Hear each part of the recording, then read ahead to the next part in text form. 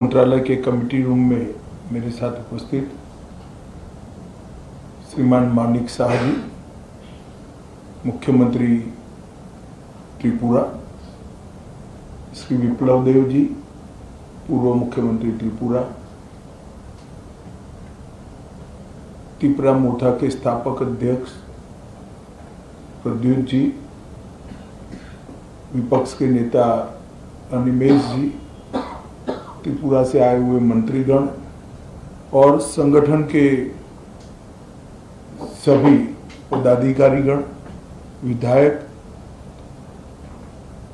Chairman TTADC और गृह मंत्रालय के सभी ऑफिसर्स। आज त्रिपुरा के इतिहास के लिए एक ऐतिहासिक दिन है। आज इस समझौते से हमने इतिहास का सम्मान किया है, गलतियों को सुधारा है और आज की वास्तविकता को भी स्वीकार कर तीनों चीजों का सामंजस्य कर हमने भविष्य की ओर देखने का काम किया है। इतिहास जो है उसको कोई बदल नहीं सकता, मगर उसमें जो गलतियां हुई है इसको सीख कर आज की वास्तविकताओं को नजर में रखकर हम आगे जरूर बढ़ सकते हैं। और मुझे आनंद है कि त्रिपुरा मोर्चा ने, सभी ट्राइबल पार्टियों ने और सभी ऑर्गेनाइजेशन ने इसके लिए बहुत कंस्ट्रक्टिव रोल लिया है। और भारतीय जनता पार्टी की त्रिपुरा सरकार ने भी शुरू से इसके लिए प्रयास किया। विप्लव जी उपस्थित है, मानिक शाह जी यहाँ उपस्थित है। मानिक शाह जी ने भी बड़े इंटरेस्ट से बारीकियों में इसको स्टडी कर अंजाम तक पहुंचाने में बड़ी अच्छी भूमिका अदा की है। मुझे विश्वास है कि मोदी जी जो विकसित भारत का स्वप्न लेकर चले हैं, वो स्वप्न में त्रिपुरा भी अपने योगदान के लिए भी कटिबद्ध होगा और अपने हिस्से के लिए भी कटिबद्ध होगा। जब विकसित भारत बनेगा उस वक्त त्रिपुरा भी विकसित त्रिपुरा के रूप में आगे पर स्वप्नों के साथ आगे बढ़ेगा। प्रधानमंत्री जी के नेतृत्व में गृह मंत्रालय ने उग्रवाद मुक्त, हिंसा मुक्त और विवाद मुक्त नॉर्थ ईस्ट की कल्पना को साकार करने का प्रयास किया है। हमने ढेर सारे संगठनों से बात की, सरेंडर्स भी बहुत हुए।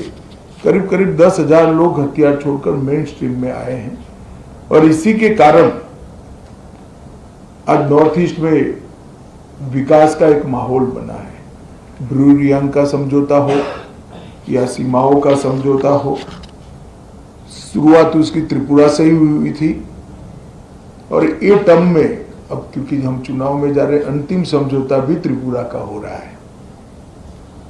2019 में NLFT SD के साथ समझौता हुआ था, 20 में ब्रू समझौता हुआ, 20 में बोडो समझौता हुआ, 21 में कार्बी समझौता हुआ, 22 में आदिवासी समझौता हुआ, 22 में असम मेघालय अंतर्राज्यीय सीमा का समझौता हुआ, 23 में असम अरुणाचल अंतर्राज्यीय सीमा का समझौता हुआ, 2023 में दिमासा शांति समझौता हुआ,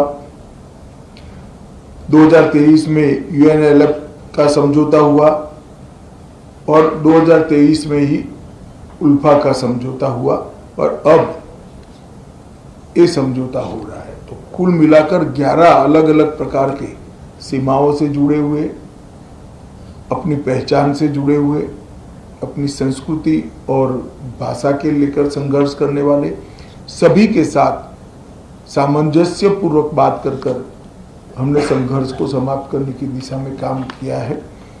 मुझे बहुत आनंद है कि आज त्रिपुरा, हम विवाद मुक्त त्रिपुरा की ओर आज से आगे बढ़े हैं। मैं प्रद्युत देव जी को बहुत बहुत धन्यवाद करना चाहता हूं। भारत का इतिहास है, जब विभाजन की विभीषिका पूरा देश झेल रहा था, तब बांग्लादेश के सभी हिंदू परिवारों को शरण देने का काम आपके दादा ने किया था। महात्मा गांधी की अपील को उन्होंने सम्मान किया था, मगर बाद में कुछ ऐसी बातें हुई कि मतभेद भी हुए, थोड़े संघर्ष भी हुए। आज सभी लोग एक साथ मिलकर आगे बढ़ने का निर्णय कर आगे बढ़ रहे हैं। उस वक्त मैं इतना विश्वास दिलाना चाहता हूं कि आपके अधिकारों के लिए आपको कभी अब संघर्ष नहीं करना पड़ेगा। भारत सरकार 2 कदम आगे उठकर सभी के अधिकारों की रक्षा करे, अधिकार की रक्षा हो, इस प्रकार का तंत्र विकसित करेगी। मैं फिर से सभी स्टेक होल्डर्स का बहुत बहुत धन्यवाद करता हूं। मैं एक बात जरूर कहना चाहूँगा, हमारे संदीप पात्रा जी ने भी बहुत बारीकी से, और पॉलिटिकल कारणों से मैं बड़ा व्यस्त चल रहा था, फिर भी मेरा समय छीनकर इसको अंजाम तक पहुंचा है, तो पात्रा साहब का भी मैं धन्यवाद करता हूं। और आईबी की ओर से हमारे जो नेगोशिएटर हैं और जिन्होंने समझौते को मूर्त रूप दिया है, ये सभी को धन्यवाद कर मेरी बात की समाप्ति करता हूं। सभी को बहुत बहुत शुभकामनाएं और धन्यवाद।